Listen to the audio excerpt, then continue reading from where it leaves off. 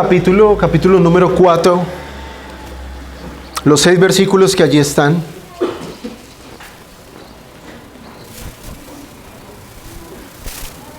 Dice la palabra del Señor: porque he aquí viene el día ardiente como un horno, y todos los soberbios y todos los que hacen maldad serán estopa. Aquel día que vendrá los abrazará, ha dicho Jehová de los ejércitos, y no les dejará ni raíz ni rama.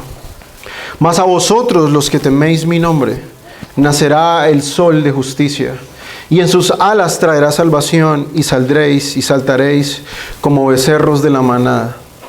Hollaréis a los malos, los cuales serán ceniza bajo las plantas de vuestros pies, en el día en que yo actúe, ha dicho Jehová de los ejércitos. Acordaos de la ley de Moisés, mi siervo, al cual encargué en Horeb ordenanzas y leyes para todo Israel. He aquí yo os envío el profeta Elías, antes que venga el día de Jehová grande y temible. Él hará volver el corazón de los padres hacia los hijos, y el corazón de los hijos hacia los padres, no sea que yo venga y hiera la tierra con maldición. Señor, te damos gracias, porque cada porción de tu palabra nos revela algo acerca de ti, Señor. Algo acerca de nosotros, algo acerca del mundo y algo acerca del futuro. Yo te doy gracias, Señor, porque has usado a Malaquías para motivarnos a examinar nuestro corazón. Has usado a Malaquías, Señor, para que podamos nosotros ver si nuestra adoración es genuina, si realmente, Señor, entendemos quién eres, y si realmente, oh Dios, tenemos aquella esperanza futura que solo los creyentes tienen, solo aquellos que han creído en Cristo poseen. Yo te doy gracias y te ruego que tu palabra sea hoy para nosotros de consuelo, pero también para los que están sin Cristo, sea un día más, Señor, en el que ellos puedan encontrar y hallar salvación. Yo te doy muchas gracias en Cristo Jesús. Amén. Amén.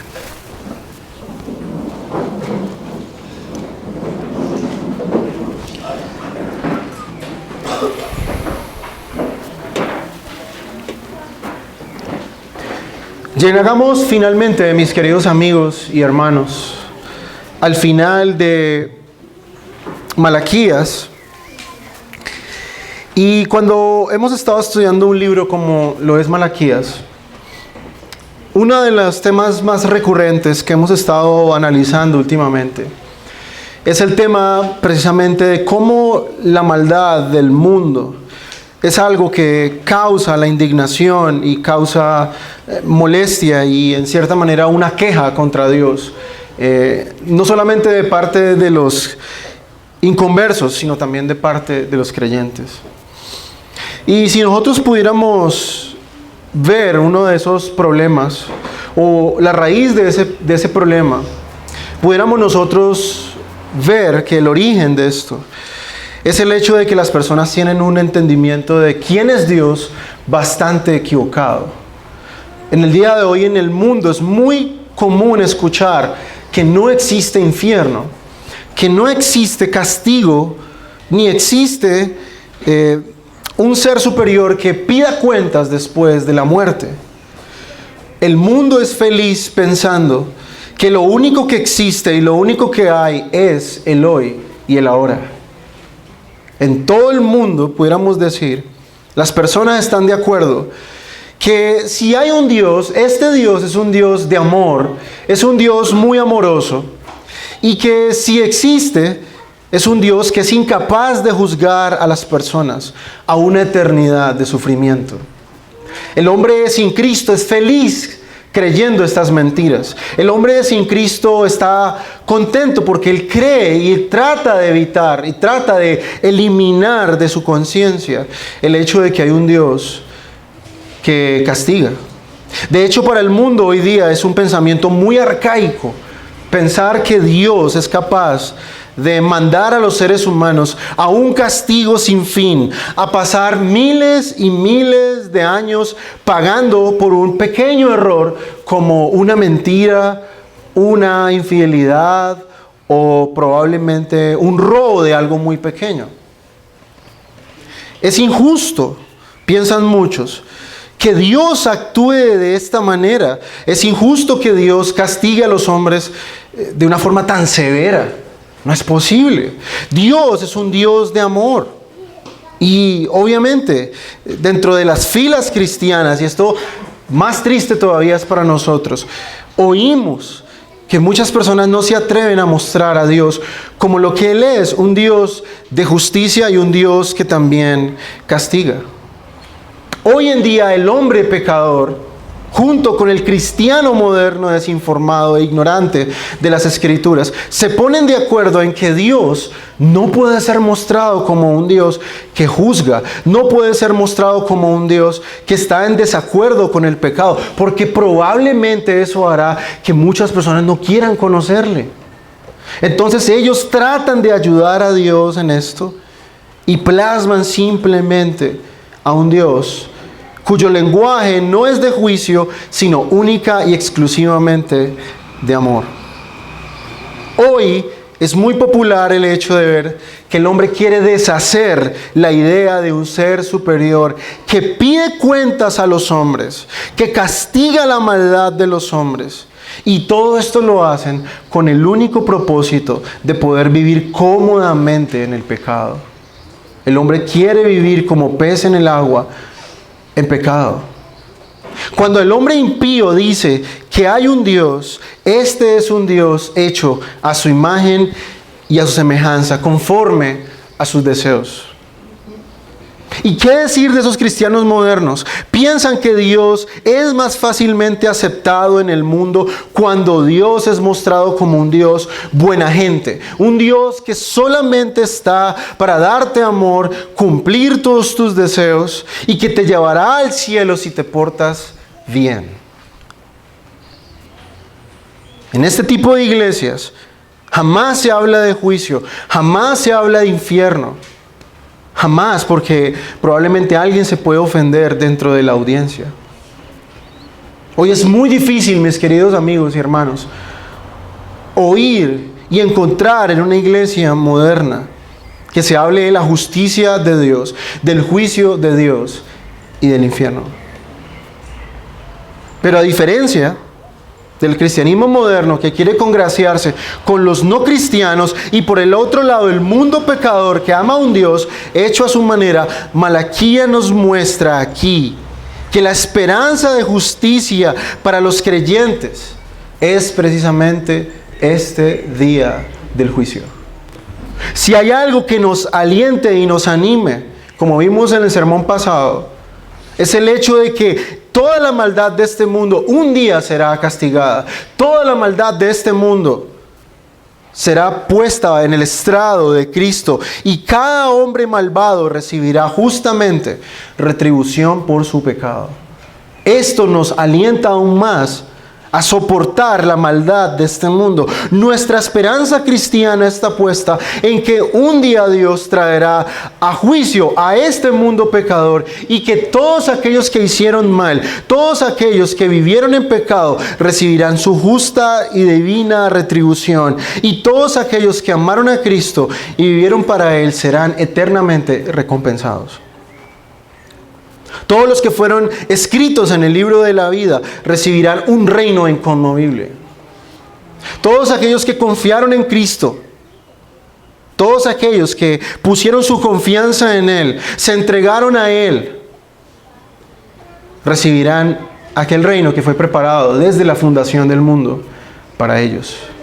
No para otros, mi querido amigo, no para los que se portan bien, no para los que tratan de llevar una vida moral. Para aquellos que dicen, yo no necesito una iglesia, yo no necesito a Dios para ser una buena persona. Es que eso no se trata de ser una buena persona. Se trata de si yo he sido salvado por Cristo o no. Se trata de dónde pasaré mi eternidad. Se trata de poder cumplir el propósito por el cual Dios nos ha creado. Pensemos por un momento en lo siguiente, mis queridos amigos y hermanos. El mundo no tendría sentido si no existiese la justicia de Dios.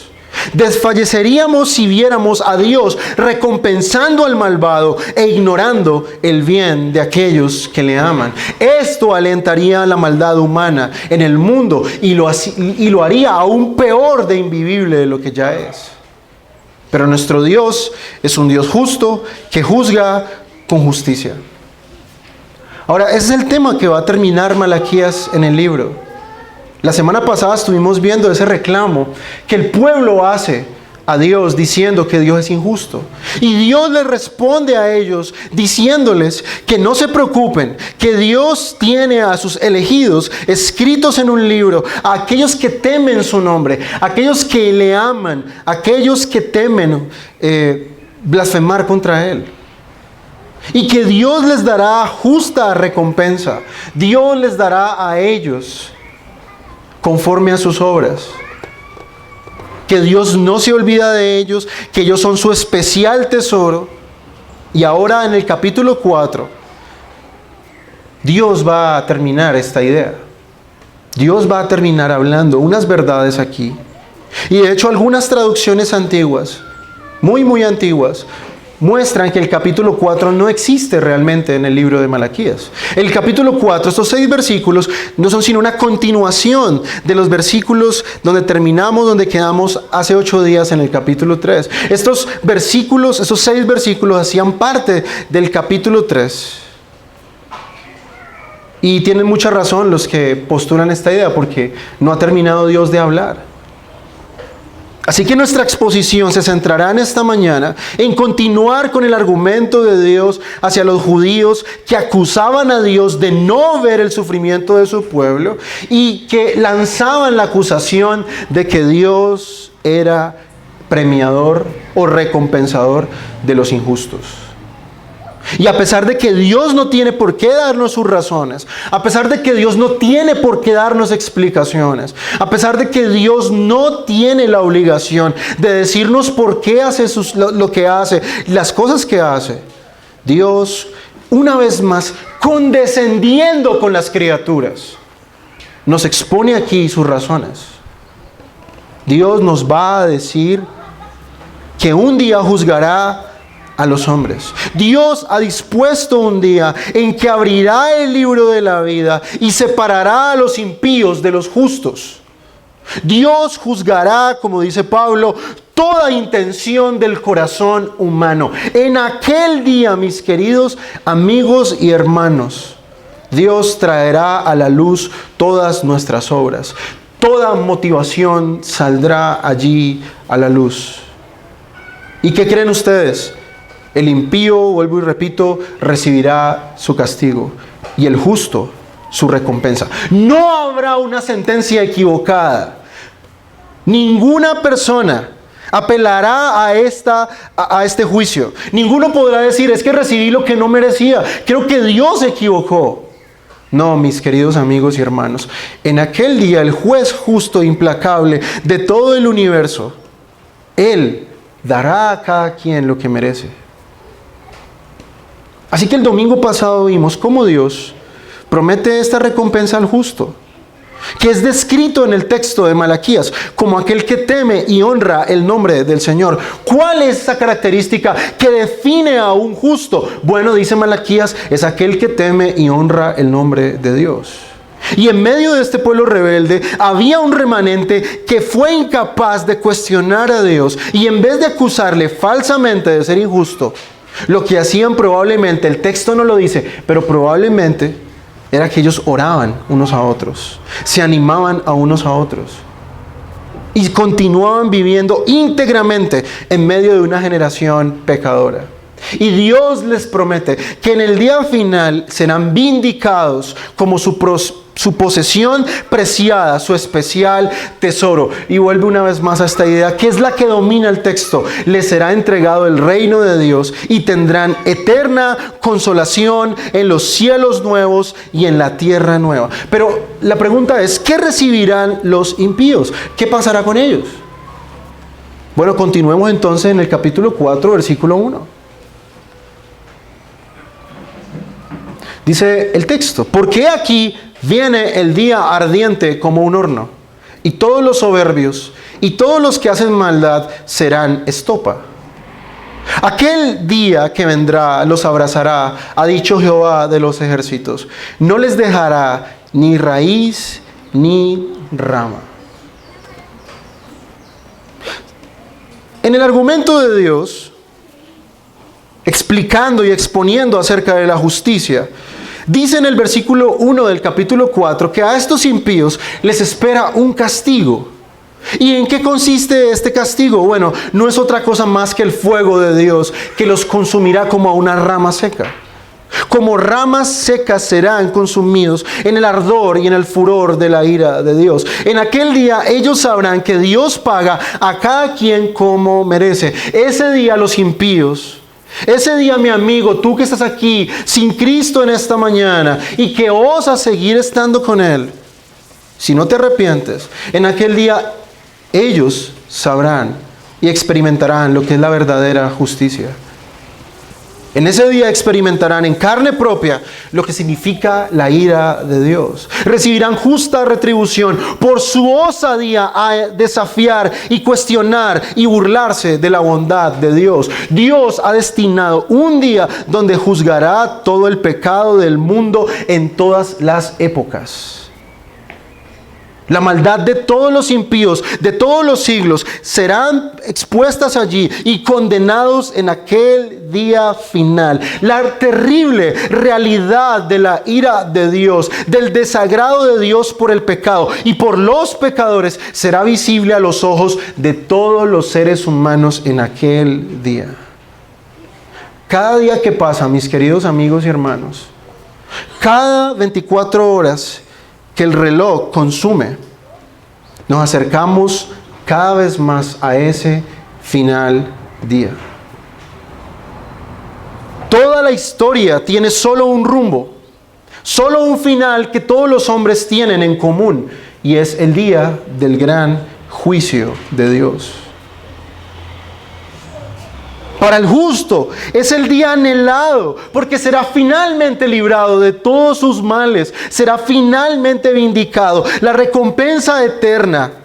Aquellas promesas que él vio desde lejos, aquellas cosas que él caminó y creyó por fe, finalmente serán visibles para él. Es el gran día de júbilo, como dirá Malaquías más adelante. Aquel día anhelado y esperado por el justo, por el creyente, aquel que se limpió de toda maldad, que creyó y entendió que valía la pena vivir para Cristo. Es el día más anhelado, mi hermano. Pero para el impío es el día que jamás quisiera que viniese. Es el día que en el fondo de su corazón él desea que jamás hubiese sido ordenado por Dios en la eternidad pasada. Porque él sabe que ese día no habrá escapatoria para todos los que hicieron el mal. Para los impíos será un día de espanto, un día de tristeza, un día de lloro, un día de lamento, un día de la ira de Dios contra ellos. En ese día toda la felicidad mundana se desaparecerá, toda la alegría que venía de los placeres de este mundo, toda jactancia y vanidad, todo orgullo se derretirán como cera delante de Dios. En ese día la sonrisa del impío se convertirá en lloro y crujir de dientes. Toda confianza en las riquezas, en la juventud, en las posesiones materiales, en ese día se desvanecerán, mis queridos amigos y hermanos. Toda fama, toda popularidad no servirán de nada. En ese día Dios mostrará la realidad, toda la podredumbre que se esconde detrás del corazón humano. Dios traerá a la luz toda la podredumbre que existe detrás de la sonrisa de los impíos, de la falsa confianza que ellos tienen en cosas que desaparecerán con el fuego de Dios. Queridos amigos y hermanos, el mundo no es lo que parece. Lo que ustedes ven en el mundo hoy es simplemente apariencia. Un día se mostrará la realidad del pecado del mundo. Y créanme, ninguna de estas cosas que el mundo tiene por preciadas, ninguna de ellas servirá para escapar del juicio de Dios. En ese día muchos se darán cuenta que el Cristo que ellos creían no era el que ellos pensaban. Muchos querrán creer en Cristo en ese momento, pero ya será demasiado tarde. Dice Apocalipsis 20, 11 al 15. Y vi un gran trono blanco y al que estaba sentado en él, de delante del cual huyeron la tierra y el cielo, y ningún lugar se encontró para ellos. Y vi a los muertos, grandes y pequeños, de pie ante Dios, y los libros fueron abiertos. Y otro libro fue abierto, el cual es el libro de la vida. Y fueron juzgados los muertos por las cosas que estaban escritas en los libros, según sus obras. Y el mar entregó los muertos que había en él, y la muerte y el Hades entregaron los muertos que había en ellos. Y fueron juzgados cada uno según sus obras. Y la muerte y el Hades fueron lanzados al lago de fuego. Esta es la muerte segunda. Y el que no se halló inscrito en el libro de la vida fue lanzado al lago de fuego. En aquel día, cada uno de los hombres, como acabamos de leer, escuchará todas las cosas que hizo en su cuerpo. Cada pecado público, cada pecado secreto estará delante de Dios y de todos los hombres. Ahora la pregunta es, según el texto, ¿quiénes fueron condenados a una eternidad de sufrimientos?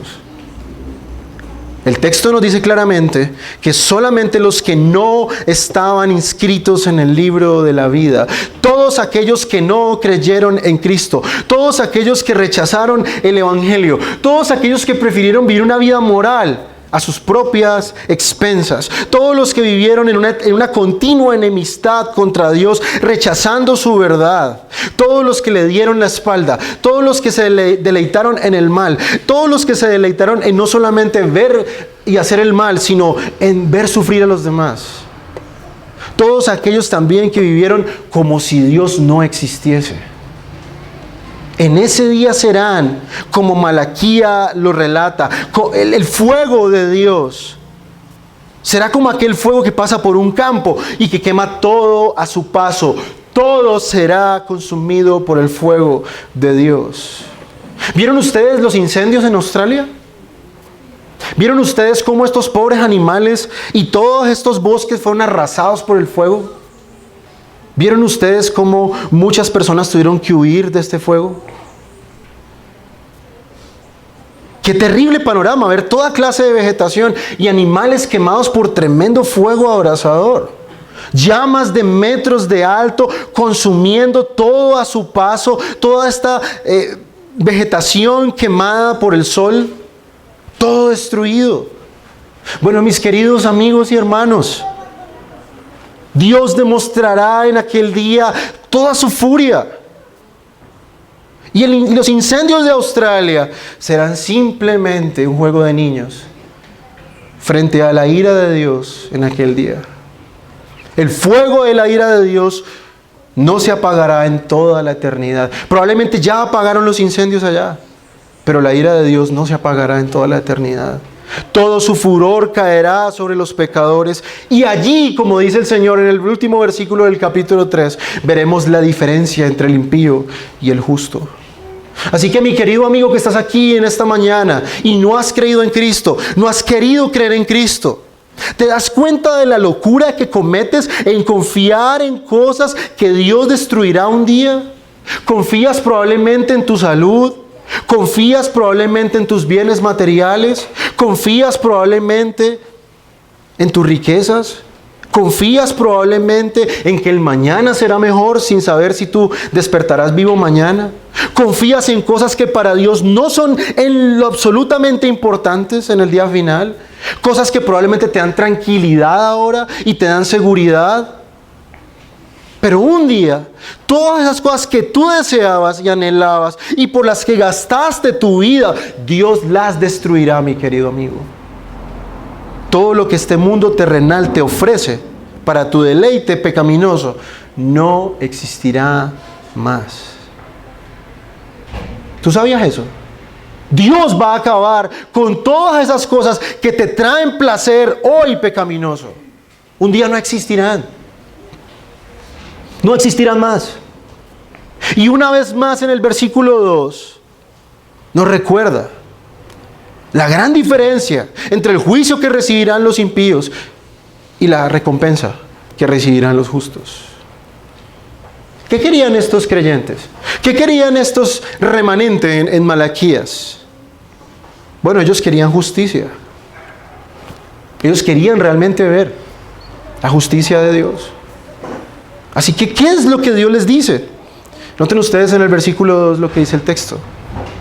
Mas a vosotros los que teméis mi nombre, nacerá el sol de justicia, y en sus alas traerá salvación, y saldréis y saltaréis como becerros de la manada. Noten ustedes este gran contraste. Para los impíos, Dios es ese sol con ese calor que quema. Para los impíos, Dios traerá el fuego abrasador que consumirá toda injusticia. Pero para los creyentes, Dios es un sol de justicia que no los quema, sino que los alumbra.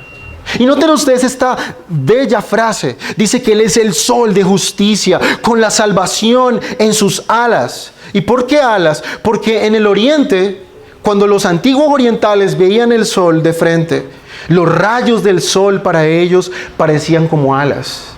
Es decir, Dios está diciendo que en los rayos del sol de justicia vendrá la salvación. Los rayos del sol de Cristo traerán para los justos salvación, y para los impíos traerá juicio. El sol abrasador que quemará a todos los impíos con el furor de la ira de Dios, para los justos será el sol que les alumbra con su justicia. ¿Y quién es este sol de justicia? Es nuestro Señor Jesucristo.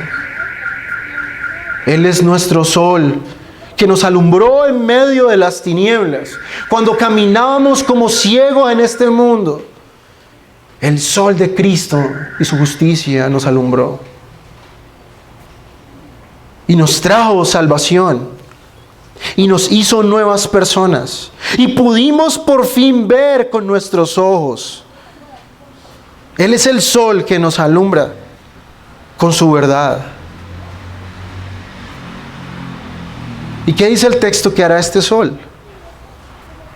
Traerá salvación, traerá liberación a aquellos que sufren de la injusticia. ¿Y no es esto precisamente, hermanos, lo que sufrimos los creyentes en este mundo? ¿No sufrimos el escarnio del mundo? ¿No sufrimos el oprobio del mundo? ¿No se burla el mundo por nuestra fe? ¿No odia el mundo el cristianismo? ¿No aborrecen su ética? ¿Los valores del reino de Dios no son tema de burla en la boca de los impíos? ¿No somos discriminados por ser creyentes, por creer en Cristo? ¿No sufren muchos hermanos de injusticia de parte de impíos por ser creyentes? Pero Dios alumbrará con su justicia a los que temen su nombre. Ellos verán la salvación de Dios como el sol a pleno mediodía. La salvación que el justo clama, ese día le será dada. Esa salvación que nosotros rogamos, que este mundo sea librado finalmente de los estragos del pecado y de las tentaciones de la carne y de la lucha nuestra con nuestro enemigo. En ese día seremos finalmente librados. Por eso el creyente siempre anhela este día final. Esa es la salvación que el justo clama en ese día. Y en ese día le será dado esa liberación de los enemigos, de las injusticias de este mundo.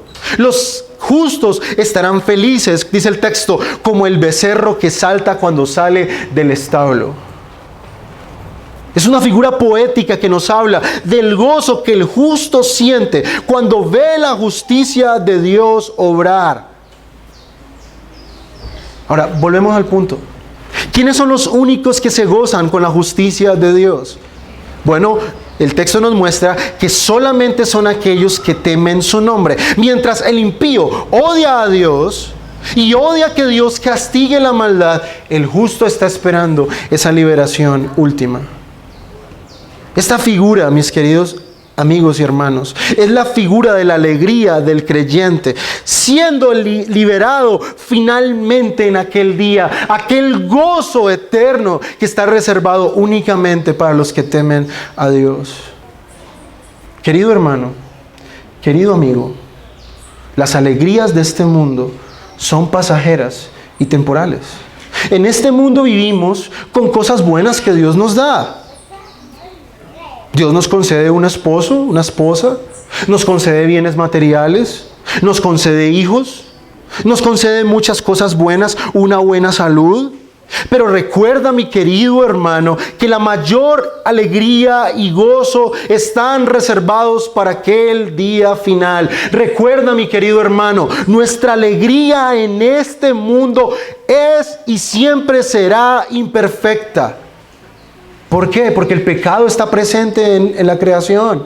Y nuestra alegría siempre se verá truncada por el pecado de otros, por nuestro pecado, por la muerte, por robos, por injusticias. Y nuestra alegría nunca será completa en este mundo. Si tú, mi hermano, crees que tú podrás ser feliz en este mundo, te tengo malas noticias. Este mundo no es nuestro hogar final. No lo es. Hay una gran alegría y un gran gozo que están reservados para el día final. Cuando Dios complete su obra en nosotros, ese día será un día de verdadero gozo. Cuando todo el pecado sea quitado de la creación, cuando tengamos cuerpos glorificados, allí y solo allí podremos tener verdadera alegría. Antes de eso no. Dios no nos ha prometido alegría en un mundo caído. Cuando las injusticias de este mundo, cuando nuestro Cristo venga, cuando la creación sea librada de la maldad, cuando Dios termine su obra de redención en nosotros, aquel día experimentaremos una alegría que nada ni nadie nos podrá quitar. Recuerda, hermano, las alegrías aquí son imperfectas y temporales. Y hay de aquellos que ponen su confianza en estas alegrías. Por ejemplo, mi hermano, ningún gobierno ni ningún político jamás podrán traerte el cielo a la tierra. Ninguna ideología hueca que le prometa al hombre que logrará la felicidad en este mundo, llámese lo que se llame, lo podrá hacer. Todos te están mintiendo. Todos. Dios no ha dispuesto que seamos totalmente felices en la tierra, porque simplemente no pertenecemos aquí. Habrá un día donde los creyentes tendrán un gozo que ni siquiera yo mismo puedo expresar. Algo que jamás hemos experimentado en esta carne, porque este mundo caído no nos lo puede dar y que no podemos experimentar mientras Cristo no regrese. Algo que está reservado solo para los creyentes en aquel día. Es algo que ninguno de ustedes ni yo hemos experimentado jamás. Y nunca experimentaremos en esta tierra, jamás. Así que, hermano, no pongas tu confianza en las cosas de este mundo. No pongas tu confianza en los placeres de este mundo, en los bienes de este mundo. Recuerda, hay una alegría final reservada para los creyentes. Luego Dios, después de esto, en el versículo siguiente, declara la victoria del pueblo de Dios sobre los impíos. Y esto que vamos a leer suena extraño. Y más cuando pensamos que los creyentes no pueden vengarse. Bueno, Dios les promete que esta venganza vendrá de Él, y es Dios quien la ejecuta y se la dará a la iglesia. Mira lo que dice después el texto. Hollaréis a los malos, los cuales serán ceniza bajo las plantas de vuestros pies, en el día en que yo actúe, ha dicho Jehová de los ejércitos. Noten ustedes lo que el texto dice. Es cuando Dios actúe, no nosotros. Y no estamos diciendo por esto que vamos a pisotear a los que no conocen al Señor y que son impíos. No. Pero habrá un día donde Dios, y eso lo dice Pablo en 1 Corintios 6:2, donde los creyentes juzgarán al mundo, e incluso, dice Pablo, la iglesia juzgará a los ángeles. No sé cómo será esto. No me pregunten porque no sé. Pero la Escritura dice que así es. Y esto puede sonar extraño, porque los creyentes lo que más anhelamos es la salvación de los impíos. Pero habrá un día donde ya no habrá más oportunidad. Y todos aquellos que hicieron sufrir a la iglesia, todos los que persiguieron a la iglesia, todos los que hicieron pecar a los hermanos, todos aquellos que hicieron sufrir a la iglesia, sufrirán ellos en carne propia la justicia de Dios. Como dice Pablo en otra porción de la Escritura, ellos sufrirán persecución. Aquellos que persiguieron, ellos sufrirán y serán también perseguidos. Pero recordemos, hermanos, esto es para el día final. En aquel día tendremos cuerpos glorificados. Veremos la justicia de Dios de otra manera. Porque esto suena como algo ofensivo.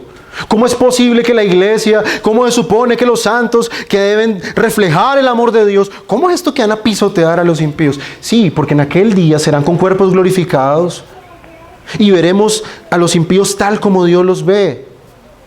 Ahora, como vimos en el texto, es Dios el que inicia esto, no nosotros. Estamos hablando del día final, no de ahora. Es la justicia final de Dios, no la nuestra. Ahora, ¿no les parece a ustedes glorioso esto, hermanos? Dios un día acabará con la maldad del mundo. Un día todos los malhechores e impíos de todas las épocas, de todos los siglos, serán castigados por su maldad. Y un día Dios hará resplandecer su justicia. Un día hará resplandecer su verdad delante de los hombres mentirosos.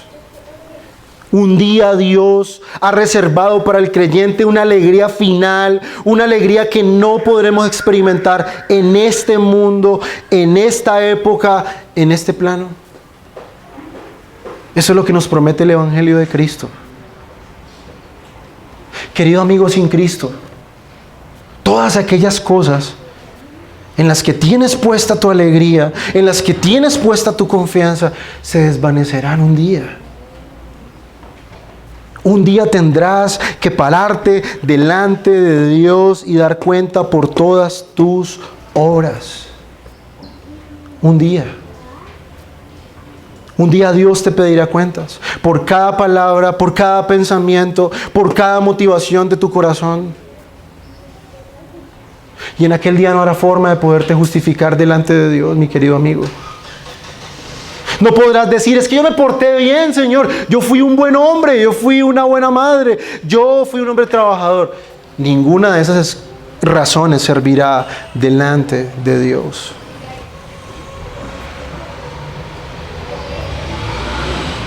En aquel día, mis hermanos, la iglesia triunfante, el conjunto de los elegidos de Dios glorificados, participará en el juicio de Dios a los impíos. Vuelvo y repito, eso no suena algo muy amoroso, pero es el día final. Eso es lo que Dios ha prometido. Juzgaremos al mundo. Dios nos permitirá también participar juntamente en este juicio. Ahora, ¿cómo debemos prepararnos para este juicio? ¿Cómo debemos prepararnos para aquel momento? Bueno, Dios lo dice al final del texto. Dice el versículo 4: acordaos de la ley de Moisés, mi siervo, al cual encargué en Horeb ordenanzas y leyes para todo el pueblo. ¿Cómo debemos prepararnos para aquel día?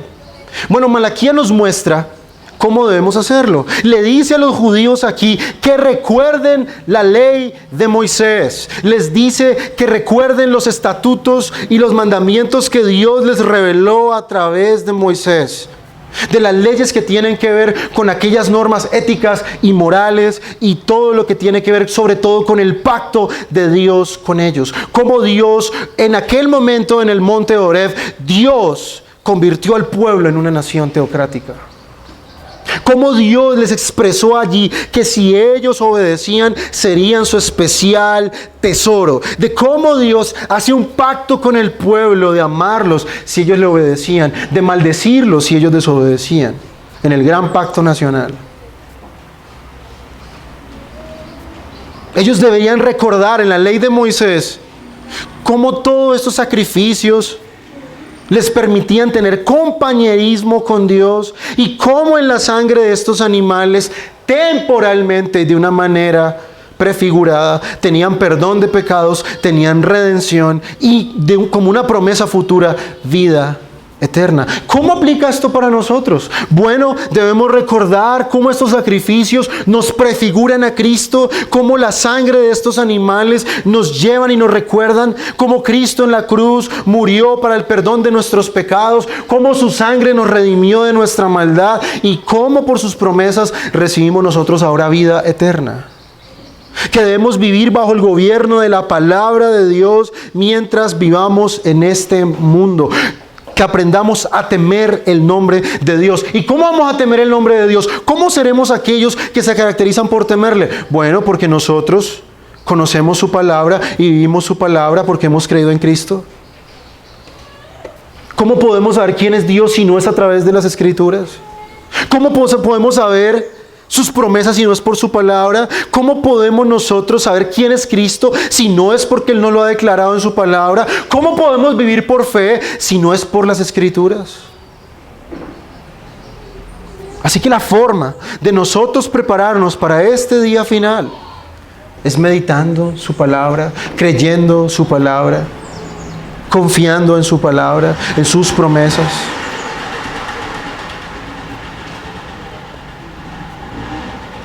No es simplemente diciendo, sí, bueno, yo creo en Cristo. No. ¿Cómo sabemos que alguien realmente ama a Cristo y camina por fe? Bueno, es una persona que se somete a la palabra de Dios, que ve en ella a Cristo, que lee acerca de Cristo en los evangelios y su corazón se alegra, que puede ver las poderosas obras de Dios en el Antiguo Testamento y su corazón recobra el ánimo, que ve los mandamientos de Dios y su amor detrás de ellos y los cumple y vive por ellos. Esa es la forma, hermanos, en que nosotros nos preparamos para ese día final. Y luego Dios, en segundo lugar, promete a Elías.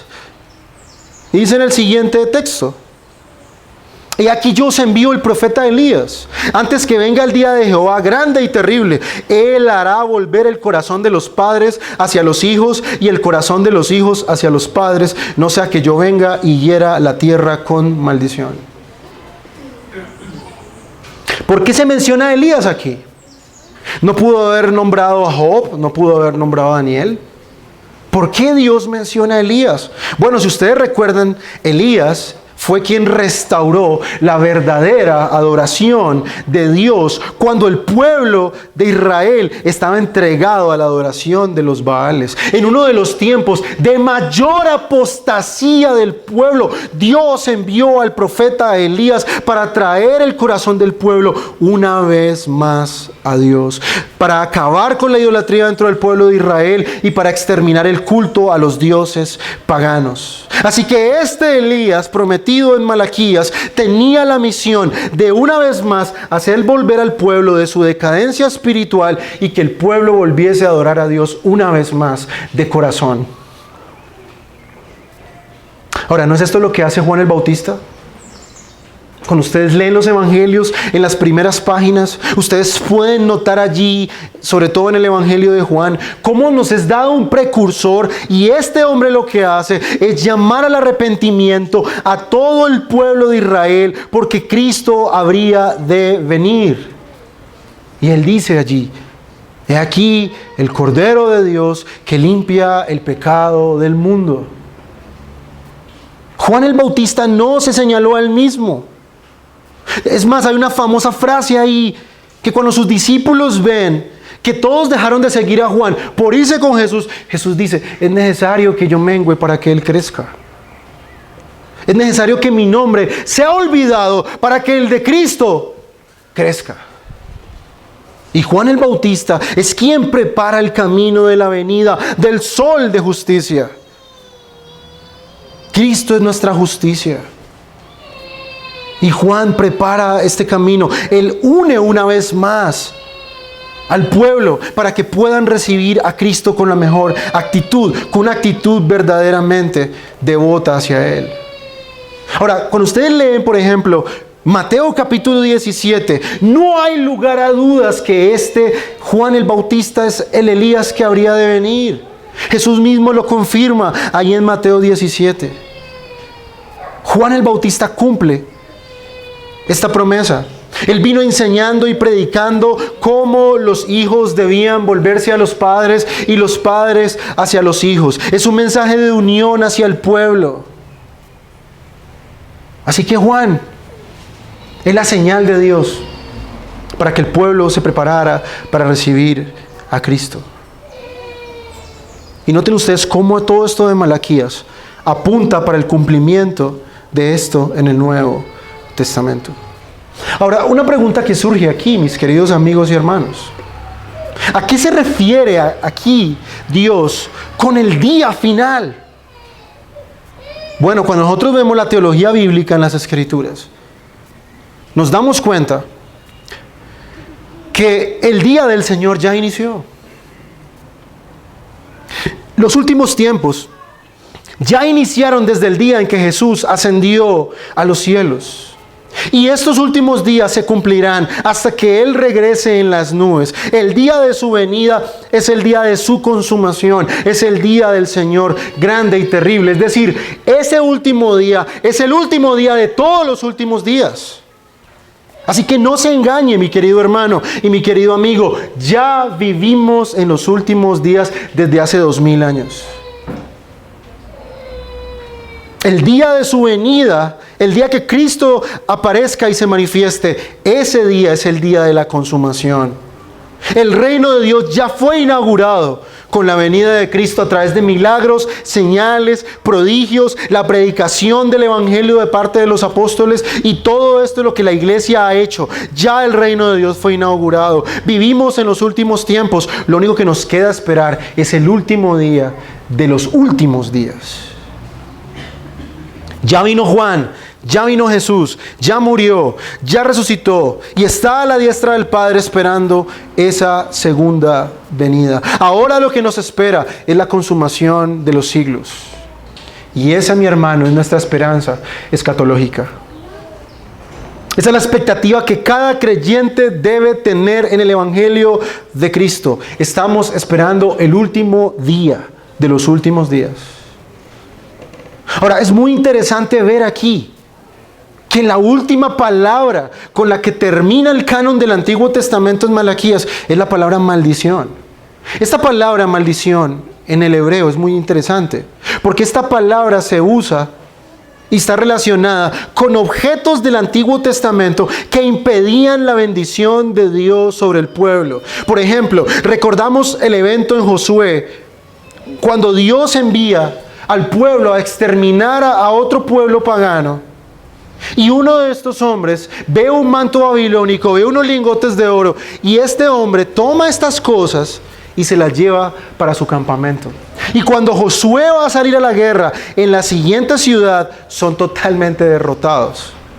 Y Dios dice allí en el texto de Josué que hay un anatema entre el pueblo. Es decir, cuando todas estas cosas que se suponían que eran para Dios, eran tomadas para un uso secular, se convertían automáticamente en cosas malditas. Todo lo que era sacado del uso consagrado para Dios y se le daba un uso secular, era considerado maldito. ¿Qué estamos diciendo y qué está diciendo Malaquías al final? Que este pueblo que se suponía que debían servir a Dios y amarle de todo corazón, por su propia desobediencia se habían convertido en un pueblo maldito. Todo el pueblo de Israel había caído bajo la maldición por su desobediencia. Y eso es lo que vemos en todo el libro. Eso es lo que vemos en todo el libro. Así que Dios se cerciora. Y se necesita un nuevo pacto para que la maldición de Dios no cayera más sobre nosotros por nuestra desobediencia. Y Dios se proveería de un mejor pacto. Dios nos libraría de la maldición de la ley, haciendo que nuestro Cristo, nuestro sol de justicia, recibiera sobre él toda la maldición de la ley, para que nosotros no fuéramos malditos por la ley. Por la obediencia de Él somos justificados. Por su obra somos salvados. Y por su persona nosotros ahora en Él nos gozamos. Así que, mis queridos hermanos, debemos recordar que Dios es un Dios justo y ha señalado un día, el último día de los últimos días, para juzgar a este mundo impío y pecador, para darle a cada uno la retribución. Muchos gozan, se alegran, viven felices pensando que este mundo no se va a terminar, que la vida no tiene fin, que Dios no les tomará cuentas por sus obras, pero Dios tiene su justa retribución esperando a todos aquellos que jamás se han arrepentido. Ellos recibirán el juicio repentino sobre ellos. Ellos no lo esperan. Les tomará por sorpresa cuando el furor de Dios se manifieste. Pero para el creyente será aquel día anhelado y esperado, aquel día que sus ojos anhelaban ver. Mi pregunta es esa tu alegría, mi hermano? ¿O tú estás como los impíos de este mundo, muy cómodo en este mundo, pensando que los placeres de este mundo nunca se van a acabar, que tu juventud nunca se va a acabar? ¿Cuál es tu esperanza, mi querido hermano? Ciertamente Dios nos da cosas buenas por las cuales debemos alegrarnos. Dios nos da cosas en esta vida para que sea más amena. Pero el creyente debe recordar que siempre su hogar no es este, que todas las alegrías de este mundo están opacadas por el pecado y jamás serán completas. No puedes ni debes esperar ser perfectamente feliz aquí. Recuérdalo, hermano. Si tú te vas de esta mañana con esta idea en tu mente, yo soy feliz, aunque se te olvide todo el sermón. Por ahora la muerte, por ahora la enfermedad, por ahora el pecado, por ahora las injusticias nos traerán tristeza, pero un día nuestro Cristo ha prometido enjuagar toda lágrima de los ojos de su pueblo. Por ahora veremos a muchos de nuestros hermanos morir. Por ahora probablemente sufriremos pérdidas de nuestros seres amados. Por ahora sufriremos injusticias. Por ahora la vida no será perfecta aquí. Y Dios no quiere que sea perfecta aquí. Porque hay un día final verdadero. Un día en el cual nuestra felicidad no está en este mundo pecador, sino en el mundo venidero. Cristo es nuestro sol de justicia. Su justicia nos alumbra. Su luz quita nuestra ceguera. Su justicia nos justifica delante de Dios y por Él somos librados del juicio venidero. Nosotros no tenemos temor de estas advertencias si hemos creído en Cristo, porque Él ya sufrió sobre Él mismo la ira de Dios en nuestro lugar. Él pagó por anticipado ya lo que nosotros merecíamos por nuestro pecado. ¿Quiénes son los únicos que deben temer a esto? Los impíos, los que no conocen a Dios. Los que hemos creído en Cristo hemos sido librados por antelación del juicio justo que merecíamos, y ahora por su gracia nos dio un reino eterno. Así que, hermano, pon tu mirada en aquella felicidad eterna. Pon tu mirada, porque como dice Santiago, la vida es una neblina, los años pasan volando y la eternidad se acerca cada día más. Cada hora la eternidad está más cerca de ti. ¿Dónde pasarás la eternidad? ¿A la derecha, donde estarán todos aquellos para quienes el reino de Dios fue preparado, o a su izquierda, para todos aquellos que despreciaron y aborrecieron a Cristo y su palabra?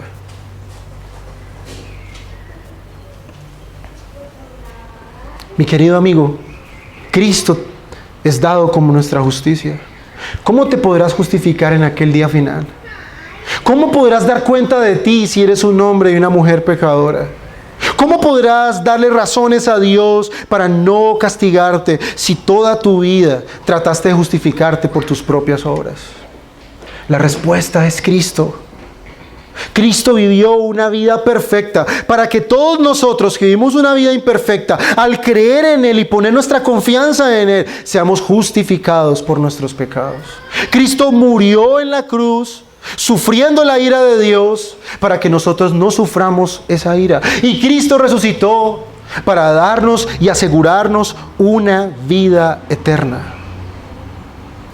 Si crees en Cristo en esta mañana, si pones tu confianza en Cristo en esta mañana, no te lo prometo yo, te lo promete la Escritura, serás salvo. Podrás morir con toda tranquilidad, porque lo que te espera después de la muerte es aquella felicidad eterna. Pero si rehusas creer en Cristo en esta mañana, si desechas la bondad de Dios mostrada en su Hijo, si das la espalda una vez más a Dios, quien te ofrece vida eterna, perdón de pecados, justificación de los mismos, no habrá para ti esperanza en el día final. Ahora, para terminar Malaquías, quiero ver qué aprendimos en todo este libro. Y al menos hay 4 cosas que aprendimos en Malaquías. Número 1, lo primero que aprendemos es que Dios merece ser adorado con todo lo que somos, con todo nuestro ser. Dios aborrece un culto hipócrita donde el corazón no está involucrado. Dios aborrece la religiosidad hipócrita. Dios no acepta ese tipo de ofrendas de personas que solamente lo hacen por una mera religiosidad o tradición, pues, para aquellos que no lo hacen con entendimiento. Dios desea que le amemos con todo nuestro corazón, con toda nuestra alma, con toda nuestra mente, con todas nuestras fuerzas. El culto público es tan importante porque nos recuerda que somos su pueblo y que hacemos parte de Él, que somos parte del nuevo pacto. Cuando aquí tomamos la cena del Señor una vez al final de cada mes, recordamos que somos el pueblo del pacto, recordamos que estamos bajo el nuevo pacto, sellado bajo mejores promesas, con un mejor intercesor, con un mejor mediador. Y que gracias a la sangre de Cristo derramada en la cruz, este pacto ha sido sellado, a diferencia del antiguo pacto, donde el pueblo recibía las maldiciones por su pecado, por su desobediencia. Cristo las recibió por nosotros en la cruz para que nosotros recibamos toda bendición espiritual en los lugares celestiales.